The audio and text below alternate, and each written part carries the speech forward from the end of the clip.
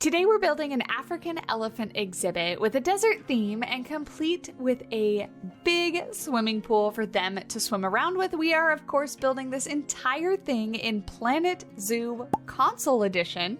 So let's get started. Hey everyone, my name is Savannah and welcome back or welcome to my channel and welcome back to Planet Zoo Console Edition. As you just saw in the little sneak peek of the exhibit that we're building today, we are building for the African elephant. We're building a desert-themed exhibit.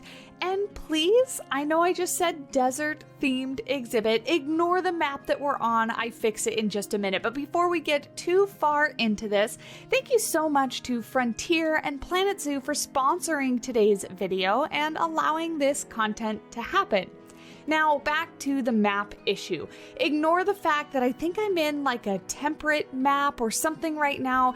This exhibit was actually my very first attempt at doing anything in Planet Zoo Console Edition when I got a hold of the game. So I just loaded up a random map and started building, and I actually, for once, ended up liking what I was doing and I wanted to continue with it. So I'm starting on what will be kind of the back support building for this exhibit, kind of like a backdrop for the exhibit, because I am, of course, building this as just a one-off build. And by one-off build, I mean that this isn't a part of a park or a zoo or a full-on project. It's just the exhibit that we're working on today. So I like to give those type of exhibits some sort of backdrop, some sort of background, so they don't just kind of have an open space view to the vast spanning blank map behind them and all around them. So we're starting on this back support area. I actually was taking very heavy inspiration from another creator, Caesar Creates, who created a beautiful elephant exhibit, and they used this kind of three or four different kind of color, like ombre effect of the building, and I really liked it. So I thought that I would kind of use that as a starting point for just the coloration of this building. And again, it being a desert theme, it kind of really blends very well into the whole aesthetic and everything. So just starting by creating these pieces out of plaster and then duplicating them over and over again, giving them a little bit of separation in between with the wood piece, and then we end up using some thatched roofing, and it all comes together very nice. But as I said, this was my very first time loading up the game, and very rarely do I kind of go with my very first version of what I'm doing. I almost always start building, really don't like what I'm building, start over maybe one, if not two or three times until I finally get an iteration that I want to go with. And whether that means that I change the theme completely or I change the layout, or, I mean, in this case, to be fair, I did change the entire map. But this time I actually really did like the building that I ended up creating and kind of the overall idea for this exhibit.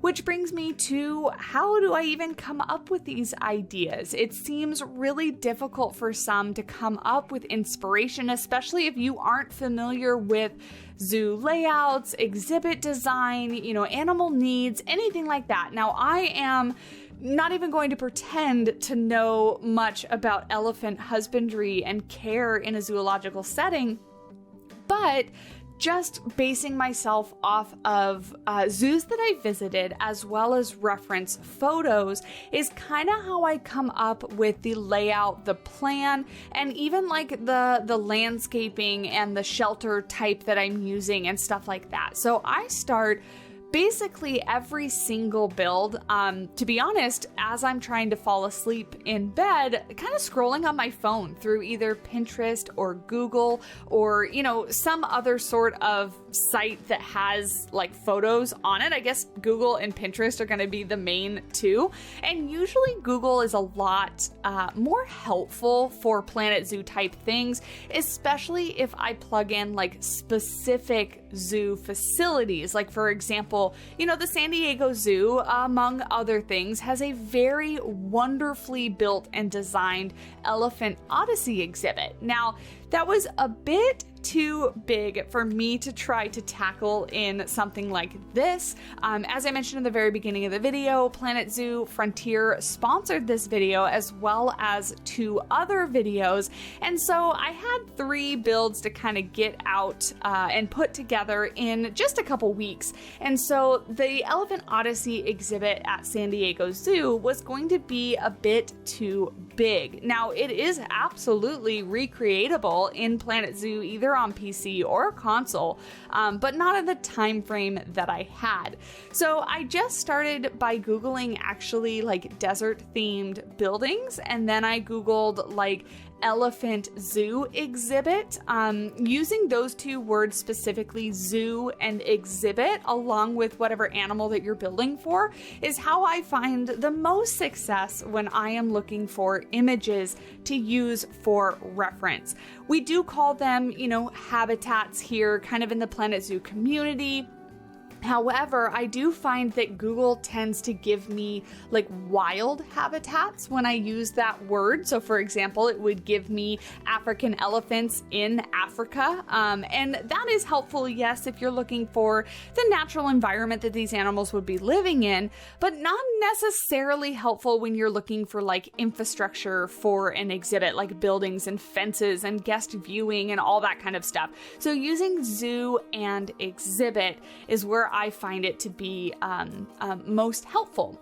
So that's how I started this build, just like any other. I got a bunch of reference pictures together, and I don't actually remember specifically the pictures, like where they were from. I think I pulled a couple, honestly, from the Honolulu Zoo in Hawaii. I have not visited that zoo, but I would love to. And all the pictures that I see from it, I end up using those reference pictures quite a lot. So if you haven't checked it out, I do recommend just searching that one real quick. And then of course, Pinterest can be good. I do find that Pinterest will give me other creators' creations as well, which can also be really, really helpful, because when you're looking at other creators' creations or builds, you're looking at what they've done with the pieces that we have in the game. And so it's actually the game and the items and the animals. And so it can be much, much easier to replicate or start to build something along those lines and tweak it a little bit. Obviously, I'm not advocating that you flat out copy anybody unless that's exactly what you want to do, and giving credit, I think that's totally fine. We're putting these builds out, at least I am, to help inspire the community, to show you what you can do. And so I would be absolutely flattered if you tried to recreate or use anything that I upload to the workshop as a blueprint. But anyway, it's much easier to see what is going on and what creators do when they're actually using the pieces that are in the game. Hopefully that made sense. I feel like that was a really roundabout way of explaining that, but you get what I mean, hopefully. So we're working on the building here, and I do end up changing the roof altogether. I thought that I wanted to do something that was a little bit more like what I would describe as like general zoo building, I guess. It's my own like coined term. I didn't get that from anywhere, but I ended up deciding to do it just a little bit more themed. And so I end up switching out that metal like clad roofing with the African like thatched roofing pieces, which I think just look a whole lot better. I do away with this whole awning and this shade structure that comes off the top of the building, and I end up just using some thatched like circle type like umbrella shelters. It'll make a lot more sense when I actually get there and you see what I'm talking about. But as I've mentioned in previous videos beforehand, I do like to keep almost everything in my videos, even though it makes them much longer. It can be inspiring for some. So even though I didn't personally like the little awning shelter that came off the front of this building at first, and it doesn't necessarily work for my project, maybe it's the perfect thing that you were looking for your project, and that can kind of spark some inspiration for you and what you're doing. So I do try to keep a lot of that in my builds, just for that reason. You know, these videos are for, yes, entertainment, but also to help inspire you when you're playing the game, and I never know what's going to do that, so I went ahead and left them in. I'm doing just a little bit of detailing on the outside of this building. If you know me, if you know the channel, is there gonna be an interior? Absolutely not. I, in fact, even used some of those logs in a later stage and kind of block the interior from being seen. I wanted to leave the doorway open just to kind of give the idea that the elephants, that's where they would be able to walk in and out of the building. But I didn't want you just staring into like a vast open nothingness. I mean, there's a keeper hut and a trading center in there because that's how I had to get the animals in there. But I didn't want you to actually see that in the end result and the end product. So I used those logs to make what would be like a hallway, basically, that the elephants would walk down. But no, there's no interior. I don't really enjoy building interiors. I enjoy building exteriors and the actual exhibit. So this build is no different. We're just focusing on the exhibit.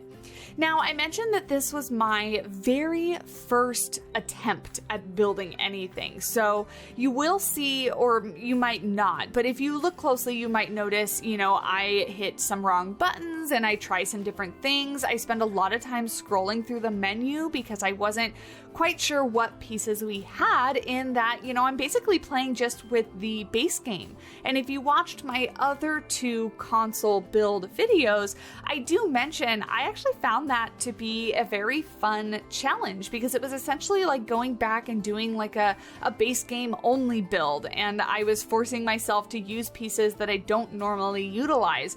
And so I actually did have a lot of fun with that. But overall, this build actually only took me probably like 3 hours, I think it was, before I actually sped up the footage. This is the longest build out of my 3. If you have been watching the channel, you'll have seen I did a red panda exhibit, and then before that, a spotted hyena exhibit. Those two took me probably, I think I said like 2.5 or 2 hours and 45 minutes. This one I think took me just over 3 or maybe right at 3 hours.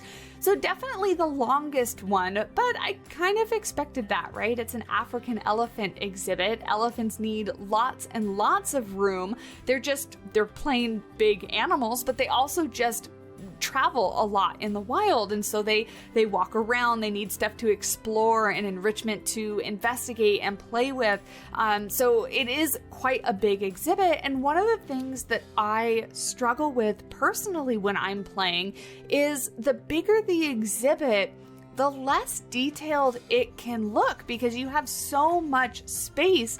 It can be a little bit difficult to fill that all up and have no like blank spaces in between everything. And when I was first building, and even when I was doing this, we just switched over the map. There you go. We're in our desert map. This is where we end up and where we have our final project. But when I was first starting to build, I would really struggle with like blank space because when I would look at it, I thought that it looked boring and unfinished and, you know, things like that. But the more that I've gotten to build and the more practice that I've gotten, I've kind of learned the little kind of filler things to put in between areas, like little rocks and certain types of plants, especially the buffalo grass.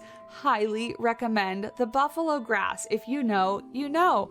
But you fill in every little spot that you can with stuff like that, and it makes your exhibit look all that much more detailed. There's something to look at anywhere you look, and it just kind of makes it look a little bit more finished and fleshed out. But like I said, the bigger the exhibit, the more space you have to fill, and I tend to find myself getting a little bit repetitive. So what I like to do is I like to think about what the animal would need in its exhibit. You know, yes, it needs a food tray, but can you make that food tray into a feature? Can it be up on a platform? Can it be hanging from something? Can it be closer up to the guest where they're maybe, I don't know, underneath it or next to it or something like that? You know, can you make it like a focal point of the exhibit? Or same thing with the enrichment, or what I'm doing here with the pool. So I'm actually using the circular symmetry trick with the mud, I think it's the mud pillar, right? That thing in the middle, that piece that I'm using in the middle, is how I'm able to create this kind of perfect circle with stairs down into the middle. Really, really easy with the circular symmetry. I don't personally have a tutorial out on that, but I do know a bunch of creators do. So if you are curious, I definitely recommend looking that up because it's a really, really quick way to make perfectly symmetrical circles, and obviously very easy to make something like this, which is like a pool facade, or a pool, like, what am I talking about? Stairs down into a pool, I guess. It's a concrete pool is basically what it's supposed to be. But back to my original point is I'm using this pool as a focal point. This is going to be where the main guest viewing is, up raised on this little platform walkway. I'm doing a little bit of landscaping in between the guests and the pool because obviously with elephants you want to keep guests kind of far back, and in all reality you may have just a little bit more security for this viewing area, but for Planet Zoo and my purposes I felt like it kind of blocked the viewing area a bit, so I opted just to hope that my guests are going to behave and stay behind the railing, which obviously in real life would very rarely happen. But anyway, the pool is kind of the main viewing area, and elephants enjoy using the pool. They enjoy bathing, they enjoy getting in the water and stuff like that, and so it takes up a big portion of this exhibit and helps me fill that space.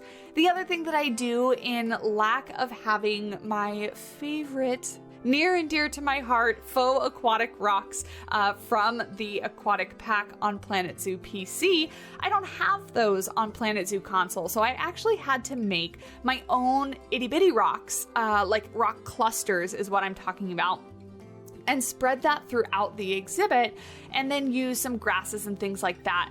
That was another kind of filler thing that I used for this exhibit to fill in the spaces. Now what I'm working on is something else that I actually haven't made in a really, really long time, and I didn't have the pieces that I would normally make it out of, but I'm really happy with how it turned out nonetheless. So this is kind of like the wire fencing that you see in a lot of elephant exhibits. This is going to surround the majority of the exhibit, aside from like some rock wall planter type things that I end up putting in just to kind of break this up. Again, this is a, quote unquote, very realistic fencing for an elephant exhibit. However, it's completely see-through. It doesn't do anything to kind of block the empty map in the background, and as I mentioned earlier, that can do a lot with making your exhibit feel like it's not complete if you can see all of that, if you can see the blank map behind it or to the sides of it. So I do end up putting some more filler stuff kind of behind this fencing just to make it look like it's not open to nothingness. And then I break it up a little bit with those rock planters. Now in Planet Zoo PC, I would have used the like stalactite and stalagmite pieces that I think came with the Twilight pack. But again, I don't have those, so I'm just using the naturalistic rocks that we have in the game. And as I mentioned in my other two console builds, I'm actually layering two different biome colors. I'm using the grassland and the desert rocks. They both have a slightly different color to them, but in the same vein, in the same tones, so they mesh really, really well together. I did the same thing with the taiga and the temperate rocks, and then I think I ended up using the desert and the grassland rocks again for the spotted hyena exhibit. But many of the rocks have like a double, like the one that goes really, really well with them. You could even mix in the I forget what they're called, but they're the even redder rocks. I think they're also considered desert rocks. If you wanted just even more kind of color and more variation in the tones of whatever rock piece that you're making, I felt that these kind of more subdued tones fit in much, much better with this exhibit.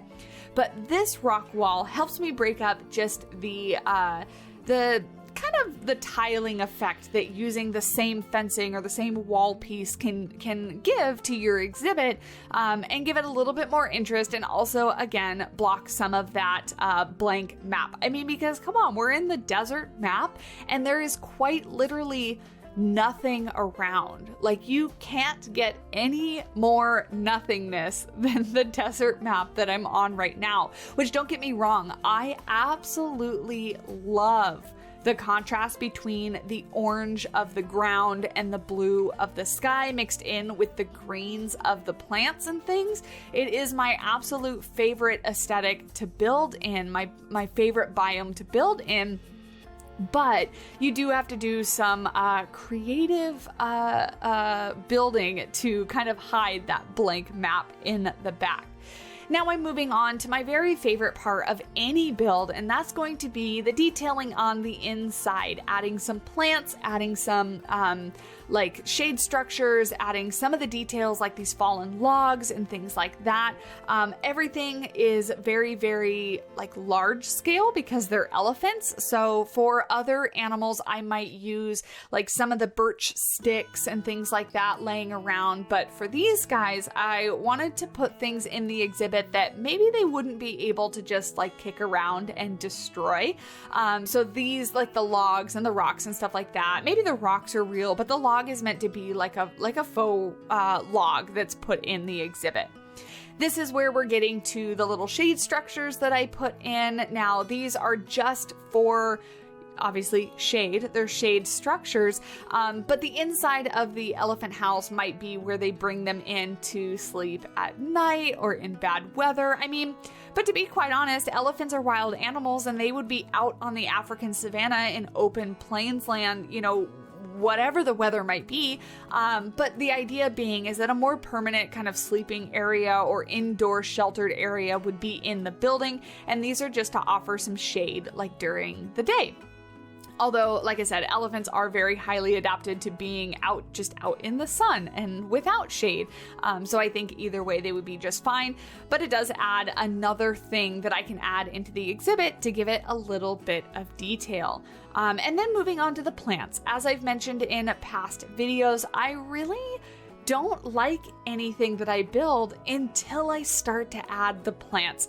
Something about landscaping, something about trees and bushes and grasses and things like that just really bring it together for me. They just kind of bring everything cohesively together. It makes everything feel like it was meant to be. And like I said, I just don't like anything that I build until I start to add the plants. So you'll very often see me kind of like mark out where I want key plants to be. I will pan my camera down to either the guest viewing level or where I'm wanting to take some screenshots from, basically my main viewing points of the exhibit, and I'll kind of block out areas where I want the trees to be very, very early on. So you might have noticed that I put down like the fever tree and the mapingo tree, things like that, to kind of give myself an idea on where I'm going to break up the background and where I'm going to have these trees and things like that. I do end up adding more and I go back and I tweak things, but for main kind of staple parts of the exhibit, adding these main trees here and there really helps me kind of bring that vision together. But from here on out, it is basically just landscaping. I don't do a whole lot as far as like the guest viewing area. And that's mostly because, let's be honest, we're here for the animals. We're not really here for the guests. The guests are kind of like a necessary evil, I guess, and that may sound really bad, but let me explain. Necessary evil in that zoos cost a lot of money, animals cost a lot to maintain and take care of, and guests is how you're going to be able to pay for that. So that's why you always have to have guests around. You have to have like tours and things like that. Revenue revenue generating streams that support your animals, your conservation, your breeding programs, all that kind of stuff. So, of course, in a zoo game, you have to have guests, and because I'm trying to build an exhibit that would be in a zoo, I do have to use some sort of area for the guests to walk on. Although I never actually let them in this park, they very clearly have a guest viewing spot, but I don't do a whole lot of detailing for them because this is just a one-off build and it's not really linked into a whole main park. But I do give them some benches and some trash cans and at least an education sign so they can learn a little bit while they're here. Now I'm making that kind of scattered rock kind of piece that I was talking about, just with these naturalistic rocks, and just kind of duplicating them, rotating them, and then sinking them way into the ground until I'm happy with kind of a variety of little rocks. Then I take the whole thing, duplicate it again, rotate it again, and just make it bigger until I have a usable kind of blueprint to then rotate all over the exhibit. That way you're not seeing anything that's super tiled or super repetitive, and you can see even here, like I'm hiding it underneath foliage, I'm hiding it underneath other rocks, and so you really can't honestly tell that much that it's only made out of like 3 or 4 rock pieces. But this is one of the very last things that I'm gonna do. Oh, here you go. I'm blocking off the inside facade so you can't see anything. Shh, it's not there. Just ignore it. It's just logs on the inside. But from here on out, just a couple more little details here until we get into kind of an end shot, a few other shots of the exhibit. I really do hope you enjoyed. I enjoyed making this so much, and I enjoyed the challenge of working with base game items only on console edition, getting used to the controls and everything. I actually, it came much more naturally than I was expecting. I was a little worried about how difficult the controls would be, but I ended up not having a hard time with it whatsoever. After a couple hours of practice, it was like I'd been playing for a really long time. So again, I hope you enjoyed. If you did, definitely leave a like down below and comment, let me know what you thought. And of course, hit that subscribe button so you don't miss out on any future content. And thank you so much to Frontier again for sponsoring today's video and allowing this content to be made. I appreciate all the support from you guys over the years. I really couldn't do it without you. Planet Zoo is what started my channel, so it has a very special place in my heart. But with that, I will let you guys enjoy these kind of end shots, and I will talk at you in the next video. Bye!